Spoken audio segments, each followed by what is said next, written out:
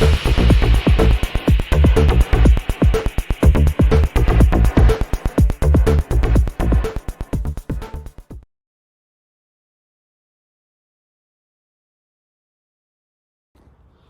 there everybody, and welcome to another video. On today's video I have this Mini Cooper S. This is a 2013 model, and I'm gonna be changing the condenser here.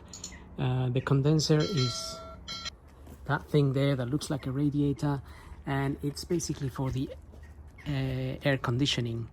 So the aircon fluid or whatever gas goes through these fins. Just like a radiator, and in this particular one there are two connections. So well, most of them will have two connections, but the Mini Cooper 2009 or so, I replaced one of the condensers, and you didn't have to remove the bumper because of the location of those two connections. However, on this one, the connections are slightly different, and the only way to access the connection of the condenser on the side down here is by removing the bumper. So this other one you can just about access there, which is okay, but the other one you can't. Whereas on the other Mini, the way it's on is slightly different. Now I've chosen this method to remove the bumper and to get access to the condenser, because that way I can also show you how to remove the front bumper in this particular model. It is a bit of a pain in the neck, but it's all just screws and clips. The thing is to know where these are. So I've been working on that for the past hour and I've sort of done half of the bumper here, and I left the other half in order to show you what more or less you are going to be faced with if you're trying to remove this bumper. So it's not difficult, but it's a little bit challenging, because you don't want to damage, say, trim, and also finding the clips that you need to remove and actually getting to them and removing them. So everything has its challenge in itself. Now I've started on this corner here, and I pulled out this panel, but to pull out this panel you first need to remove the clip that's holding it here to here. So you will see how this bit here matches that one there, and so that will be hiding in there, and this bit will be hooked on there, here as well. But not only that, there will be a couple of clips up here that are holding this panel down. So perhaps you can avoid having to remove or pull the clips up here. I pulled one out, but instead of the clip, so these are the little clips that are holding this up here. You can't quite pull it out. So when you pull this out, this comes out, it comes out of this. So this remains in place.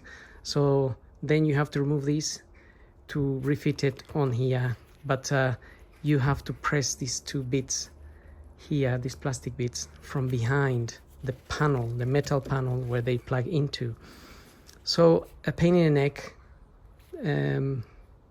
because they're not just buttons that sort of plug in and come out. They plug in and they don't come out unless you press those two little sides, but it's difficult to see. So this clip here, it's an easy one. You just pull the center out and then you take it out.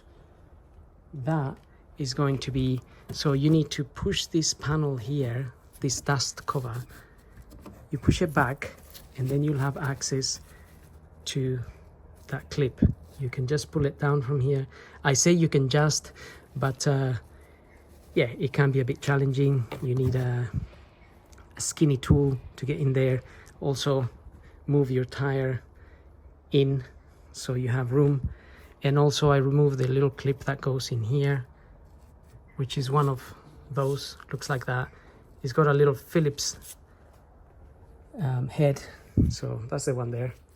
It's got a Phillips head, and when you turn it to undo it, the whole thing turns. So you need to try and hold the base piece and undo the screw. And sometimes it's not going to come out. So it could get damaged because it's just plastic. It may get damaged, or you can just get your prying tool and put it in between and pull it out like a clip, like this other one.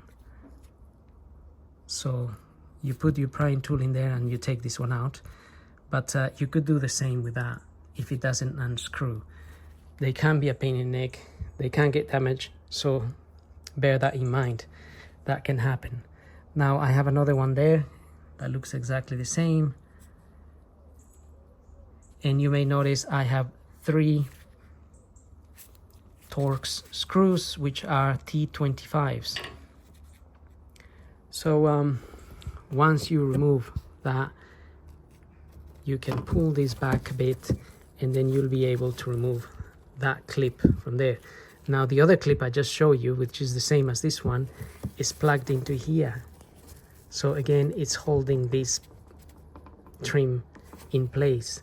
So you need to again pull the center out, and then the clip comes out, and then this will sort of, well, you'll have to pull it out sort of this way, and it will pop out, but it will still be held in up here. So however, if you can avoid pulling it out too much, try to get the reason you need to remove this is because there will be in here, just there, it will be one of the Torx screws, the T25. So once you get a little bit of access here, and even from here, you can just push this back, pull this out a little bit, and get that T25 Torx from there. And from that point, you'll have this area loose, and that's it. And then you can move on to the next step, which I actually started with the grill here.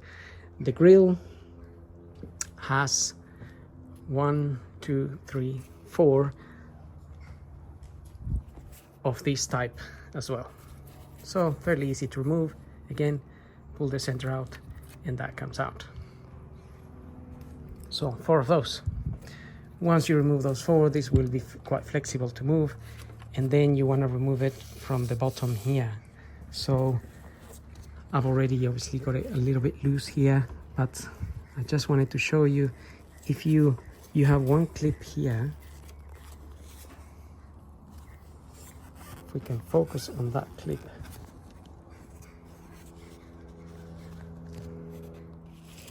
So that there,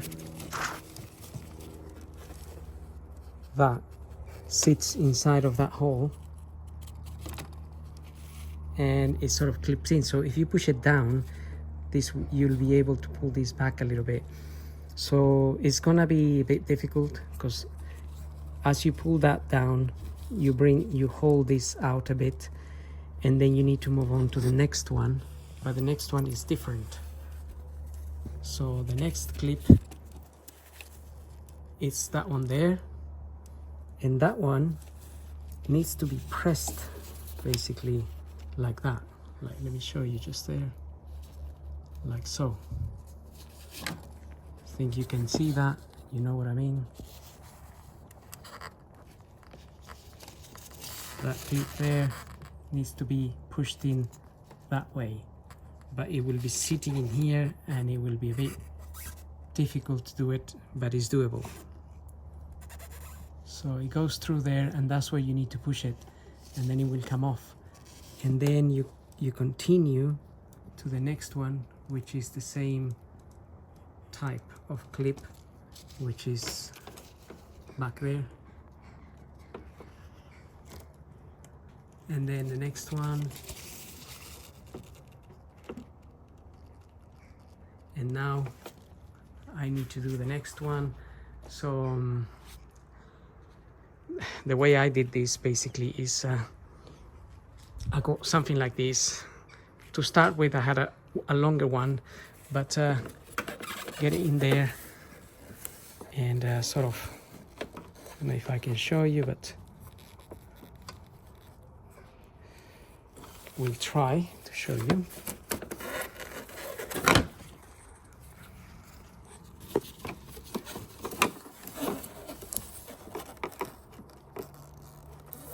Okay, I've got my tool in place, like there on the side. You can just see it, and that's what I want to do, is just push the clip, and it should pop out. So it is a little bit difficult to do it while filming, but I think you know what I mean. You just have to push the side of the clip. In fact, on this side, it may be we have to push on the other side, so from this side, but I'm sure you'll work it out. And then the other clip that is on the other side,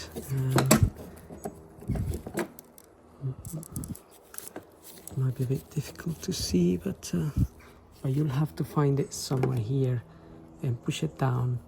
There it is. I can feel it. You can't see it. I can feel it. And then push it down and pull your grill. So that is the idea with that grill. So I'm gonna go ahead and remove that grill now.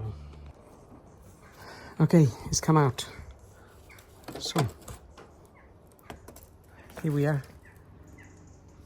One clip, another one, and the rest. So we're talking about just these ones here. They sort of press in, like so. This side press that way, this side press that way. And luckily I didn't break any, because the last time I actually broke one on the other Mini. So expect to break some things.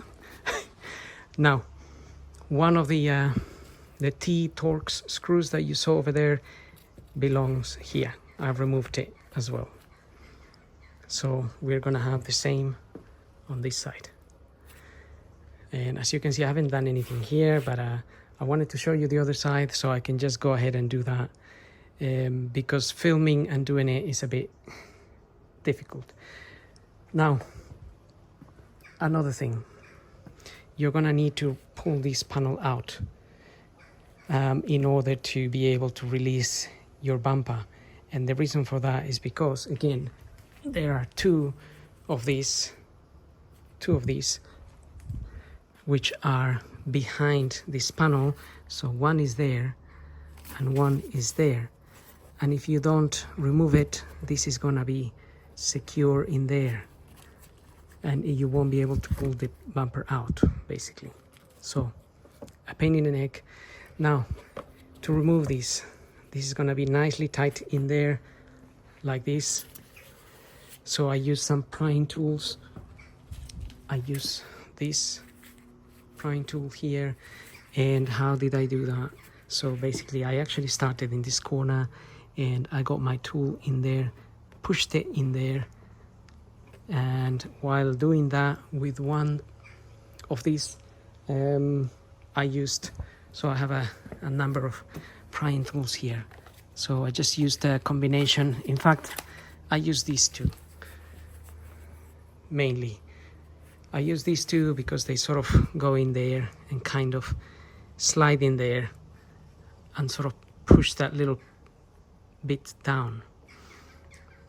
So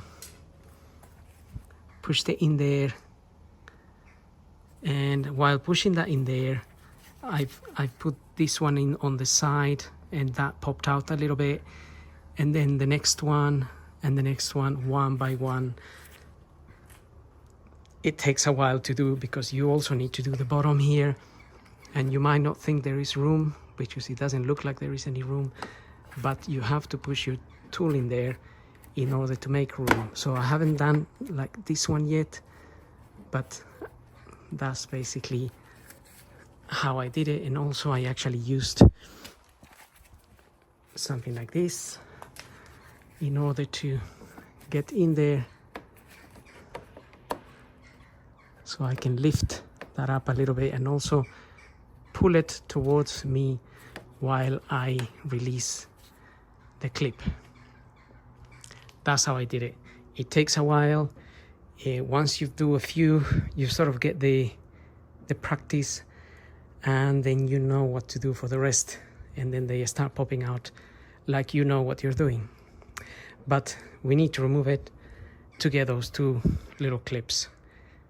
The next thing that's going to be holding your bumper in place is going to be the other Torx screw. So you saw I have 3 here, so one belongs on the side there as I showed you, one there, and then there will be another one down here. So that one's out, and so you'll have the same on the other side. And then there is another, you're gonna notice that there is 3 of these. These are a pain in the ass. They are plastic and they're really tight in there, and then obviously you start damaging the head as you try to undo it. It's a little Phillips head. There's 3 of these. Like I said, they are a pain in the neck, and they're just sitting in here. So the reason this is a bit wet is because I put some WD-40 to try to soften it. It kind of did not work. So anyway, 1, 2, and 3. You need to take them out. So one of them was refusing to come out. So I got a very skinny prying tool, which I don't know where it is at the minute. Oh, it's up here actually. Right. This prying tool here is quite skinny, small. The one on this end did not wanna, so it was turning, but it was not coming out. So I just forced it, basically I forced my tool in between there and pulled it out like one of these other clips. That's what I did, and it came out. So if all goes potty, just get one of these and pull it out. If you break it, then you can buy another one. I mean, you can buy a set, in fact. These are just silly little plastic clips. They probably cost £1 at BMW. They're nothing special. And you're also gonna have another, so those 3 there, those 3 are these ones again, same. So there will be 1, 2, and 3 of those in those holes. So you have the one with the Phillips head at the front and the one that plugs in at the back. 3 of those, they need to be removed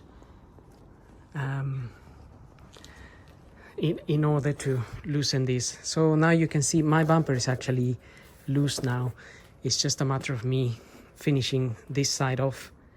I have to finish removing that, removing the 2 little plastic clips, and then I have to pull this out a little bit and remove the Torx screw from there, remove this screw from there, and remove this one. So don't want to talk too much. I'm just gonna get on with it. I've sweared a lot while doing that side, but now I know what to do, so I don't need to swear on this side. Just keep calm and patience. And once I remove all those securing bits, we'll remove the bumper together. Remember that when you're removing the bumper, the lights at the bottom will be connected, so we need to disconnect the lights.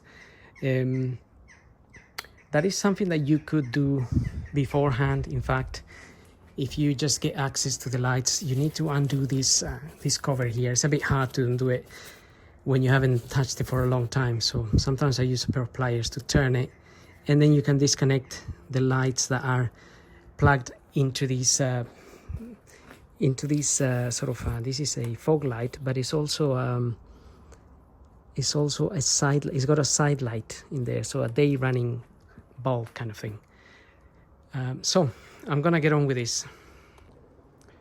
Okay, I went ahead and did the other side, got all the screws and clips out, And also I did take out the cover, so just remove one of the bulbs there, well, the connection and the other connection for the other bulb. I think there's only two connected to this particular one, so I did the same on the other side.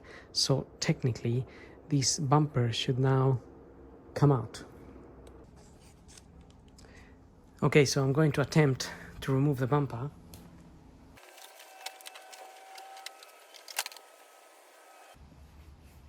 So that came out fairly easy. There was just when I was removing it, I discovered that the outside air sensor, temperature sensor, was plugged in there. So this one here, it's sort of held in one side. You just have to lift it up and hook it from the hole that it plugs into, and that's it really. So now that's out, so we can potentially potentially I say, we can tackle our condenser. So you can see the connection for the condenser is there, and I still have this thing here annoying me. Pretty sure this unclips or something like that, so I'll just have to figure out how to remove this. It looks like it pulls out, but I'll check it in a minute. If that pulls out, then I can access the condenser connection there, and obviously that one's just there, so it's quite easy. And we have to undo these 13 mil, sorry, not 13 mil, these 25 Torx screws as well from here. They sort of hold the condenser in place, and another one there. Now my AC has completely leaked out, so there's no gas in this system at all, and that's why, well, if you are doing this job, you would know that you have no AC coming in the car. I tried recharging this with AC. It was recharged and it was working for about a month until it leaked out again. So that's how I know it's leaking out, more than it's not working for other reason. Now, right, let me figure out how to take that vent out, and it might be just a matter of pulling it out, and then we can continue to the condenser removal. Okay, I literally just pulled that out. It was hard to pull out because it's sort of held in by that little sticky bit there, the plastic bit, and on the other side as well, that one there. So maybe if you're gonna do the same sort of thing, if you put a screwdriver to push, a flathead screwdriver to push this plastic in a little bit, then you might be able to remove it a little bit easier. So I literally just pulled it out a little bit savagely, but it came out. So anyway, I got access to that now, and that's what we need. So as you can see, there's no way of accessing this. You can remove the connection from if you follow these two pipes down there, you can actually remove the connection there. The only thing I was thinking about is whether if I had done that, would I be able to get this condenser out without this interfering? And I think the answer is no, that would interfere, and this is the reason why we have to remove the whole thing. And like I said, the other the R56, just the Cooper, doesn't have that issue, but I'm not sure. This is a newer one to the one I did. So the Cooper was a 2009, this is a 2013. So whether the Cooper and the S are now this way, I'm not sure, but at least we know that the S is like this. Right, I'm just gonna get, I think this might be a T30 or something like that, so we can remove those. And like I said, there's no gas in my system, so I'm quite safe to remove these. And I'm actually going to use, also I will be refilling the gas myself this time around. I don't normally do it. I usually change the condenser and take it to someone else to do my gas, but But today I'm going to attempt regassing with a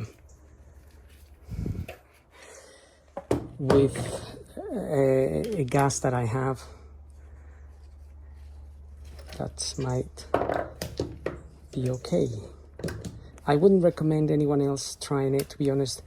You have to be really careful because you can obviously burn yourself or cause yourself injury that you don't want to. Okay, that is definitely a T30. So we can undo that and undo this one here.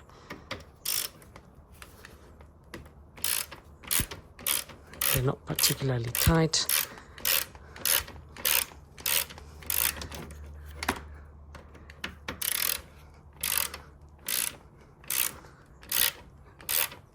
But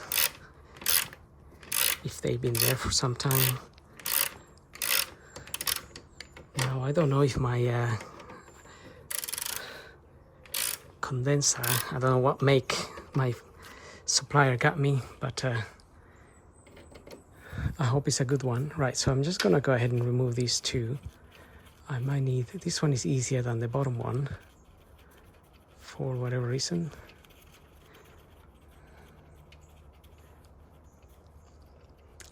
Depending on the make, sometimes you get little O-rings to replace the old O-rings that seal this section here. Because I mean, if I have to reuse the old rings in there, fair enough. But if they leak, then I have to do the whole thing again to change them. Basically, that's what I mean. So, I mean, you could, if you are watching the video, to do a condenser, then you could check this in advance. Make sure you have some new O-rings in the new kit. Okay, so I removed the screw from there, and I just got this tool here just to pry that open carefully. There's the O-ring I'm talking about. That's a sort of purple looking one. Usually I get, usually they're green, but it really depends on the car. And that also there is sort of coming out, but it is a little bit stuck by this plastic bit, which has a torque screw just there. So I may have to remove that little torque screw to give this pipe a bit of room to come back. And then also remove these T25s, so 1 and 2. And this little thing here maybe pops out or something.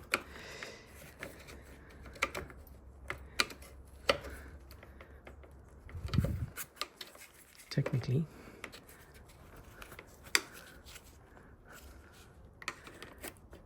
I just want to see what is going on here. Oh, okay. Yeah, this little thing here should pop out, really. But I may need my 2 hands to get it out. So, if you remove the little screw from there, this plastic thing, the T20, it's a T20 Torx, you'll be able to push this back and pull that back, and obviously pull this back. That way is away from here. And also I just lifted this up a bit and got the condenser out of there, because for whatever reason I can't really remove that thing. I thought that would pop out, so the same thing here. Maybe just pull it out a bit, but it might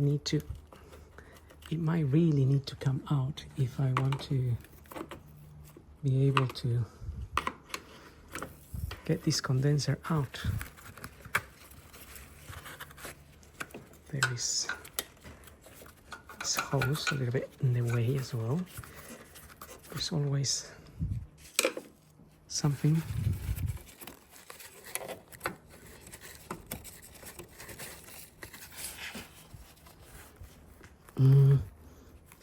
this hose may interfere with what we're trying to do here, because we need to slide this condenser now up.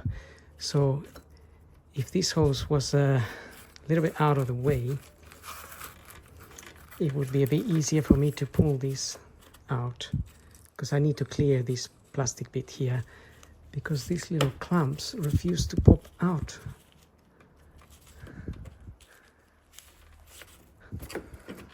And this will be practically loose now. This is out, this can be pulled back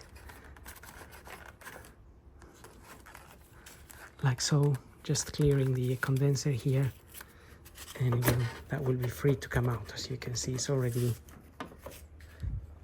coming out, because when I put the new one in as well, I don't want to damage anything, so that's why I'm gonna see what I can do with this hose here. Okay, I just pushed the hose down a bit, tried to put it in there, but actually this bit here came out fairly easily. What you need to do is bring this part here, I think this is the radiator here, bring the radiator towards you, and then you'll pull this out quite easily. Same happen on this side, bring the radiator towards you a bit, and that will come out. So now technically we should be able to pull this out of there, and there we are, we have one condenser out. So I'm just gonna get the new one ready. Right, so you know, my new condenser here has a lot of damage. It's not very, not too happy with it as such, but as long as the fins, obviously these fins are okay. These other bits are sort of cooling fins, but the ones that are a bit damaged, and in fact sort of coming out a bit. This might be a cheap one that he got me when I asked him to get me a good one, but I don't know what this make is. Anyway, I'm going to just open these covers here,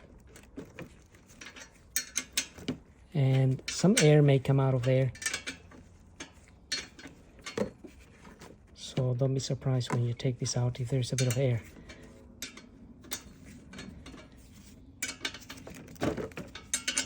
Sometimes there is, sometimes there isn't.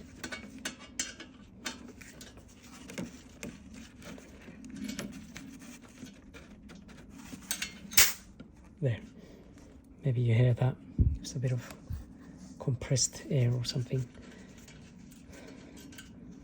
I guess in a way sort of tells you that it's not leaking. But again, I don't know what make is this.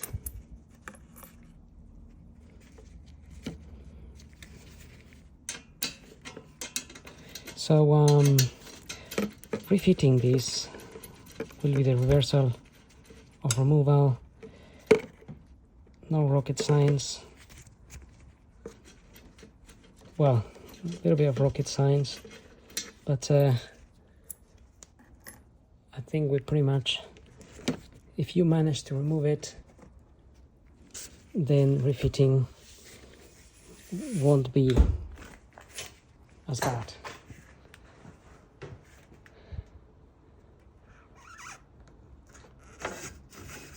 And I would suggest,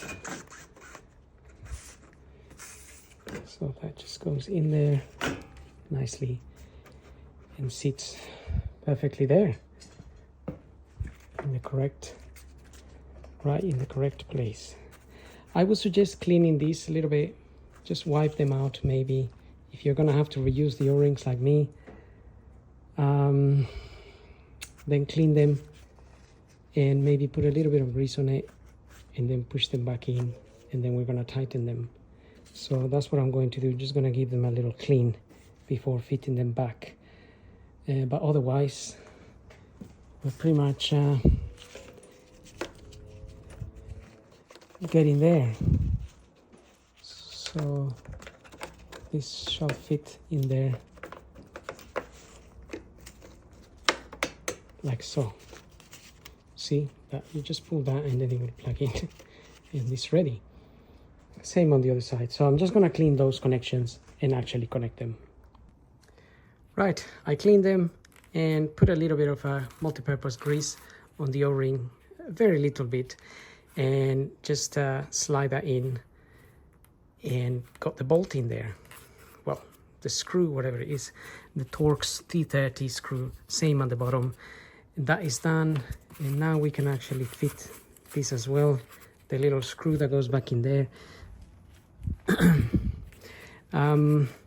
What I would say is maybe do a Google search for the torque setting for these bolts, because you definitely don't want to damage those, and you don't want to break them or anything like that. So be really careful with that when you tighten those. I don't know the torque setting, but I more or less done quite a few of these, so more or less I know how much to tighten that. But if you overdo it, it will just round or break like butter, and then you'll be stuck until you're able to get another bolt or whatever is damaged. Even if you damage the thread on the actual condenser, you'll have to get another condenser and that's just going to be a pain in the ass. So your homework is to look for the torque setting. So you can just say Mini Cooper or Mini Cooper S condenser torque settings, condenser connectors torque settings, and you'll get information there. This can't be more, it'll be something like 15-20 Newton meters. I'm not sure, I'm guessing, but it's not a lot of force. So anyway, I'm just going to go and fit that in there, because any other screw that you damage or break from here on, it's not as dramatic basically. But do you really want to break anything? No. So be patient, take your time, and don't over tighten any of these screws. These are tiny little things, like 10 Newton meters, maybe 8 Newton meters, and some of them are only going into plastic. So if you overdo it, you're going to round the plastic. So anyway, I'm going to get on with it, and if there's anything specific that I need to tell you, I will. Okay, I've got my connections and the bits, the brackets that hold the condenser in place, and got the bolts in. So now I'm just gonna get on with, so I've got all of these on. This bracket up here didn't quite fit as nicely as it should. Again, that must be something to do with the condenser design. But anyway,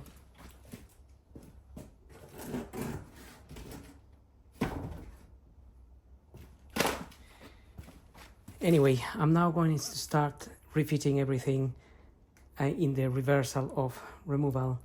So there's nothing else that needs to be done here, and it should be fairly simple refitting now. Everything sort of plugs in.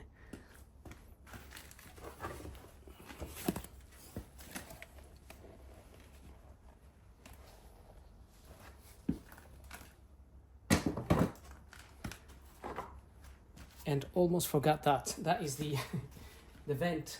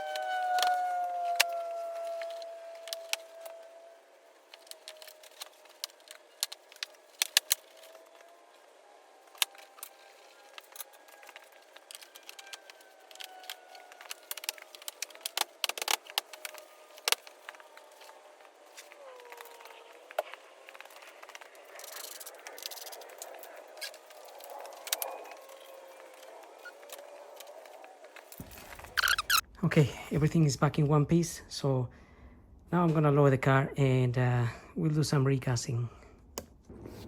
So here we are, everything is back together and everything fitted nicely. So now I'm going to use this gas here. You can buy this somewhere like Halfords and whatnot and do it yourself.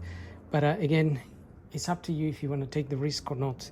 Obviously, you don't want to suffer any frostbite or do any damage or have any explosions or anything if you don't know what you're doing.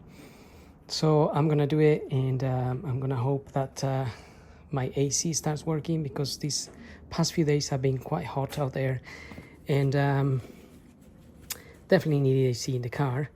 So you will find a port like this in your car. Now there is another port very similar to this one, but we mustn't confuse one from the other. Can't really see the other one. It's somewhere visible. Oh, it's right here.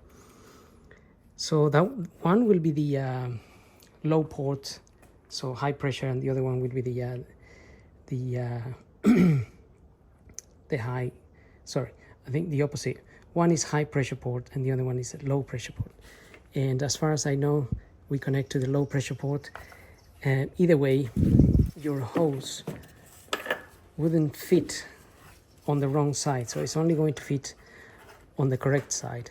Now the other thing to check obviously is that you have the correct type of gas. This is the R134A, and there is a placard somewhere here which actually tells you the gas. So here it is, R134A, because there is a new type of gas out there, and it wouldn't fit in this car basically. Right, so I'm just gonna press that in there. That will lock into position. The car is off. They recommend shaking this bottle a little bit, because this bottle also has some dye in it. And when you're gonna add some gas, we have a gauge here. We want to be in the green, but also we want to hold this upside down. So now I'm going to start the car, and by the way, I am wearing goggles, eye protection, and obviously I have gloves. This is just all in case anything was to happen, if the hose breaks and we have sudden escape of that freezing AC gas, and then that can freeze your skin and whatnot. So it'll be a good idea. In this case, I have my arms bare here, so it would be a good idea to protect your arms as well. So which I might just do myself. I'm just gonna get the car started, and also get the AC on cold and get the AC on. So AC is on, it's on low, and I got it coming out, just one coming out these vents. So these vents here, so we can feel if it's getting, at the moment the air is coming out warm, and it is like 25 degrees, 26 degrees outside. So what do I normally use as covers for my arms? If I'm not wearing my jacket, I use this. So I'm gonna use that on the arm that I'm actually using for pumping the gas in. So here's the gas, and as I said, I'm gonna shake it a little bit and then start pouring some in.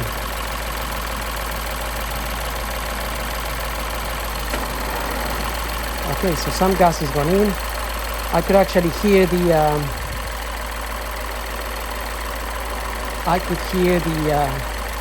AC compressor kicking in, and sure enough, the fan should come in as well once it senses there is enough gas. So at the moment that is showing sort of filled, but going towards the low. It's just fluctuating a little bit. That can be common. So I'm just shaking this. I'm not adding any more at the moment. but I will be adding some in a minute.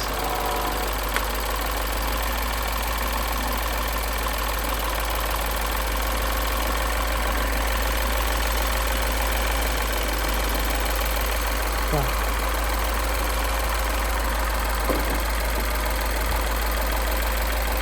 okay, we'll see. We'll let it run for a bit. Okay, so the air now is already cold, which feels really great. It really feels nice and cold. The fan is kicking in, which is basically, and don't leave that hanging there because it's gonna come out and it's gonna fall somewhere and you'll never find it again. So I need to learn that myself. So anyway, the fan is working. Good news. The air is already coming cold inside of the car, and we're still sort of halfway in the green, so we could top up a little bit more.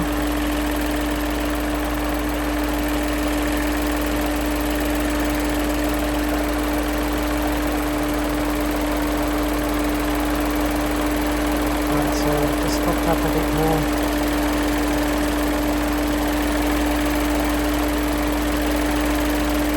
We are in the field position, but I just want to be a little bit more towards the top side of the green.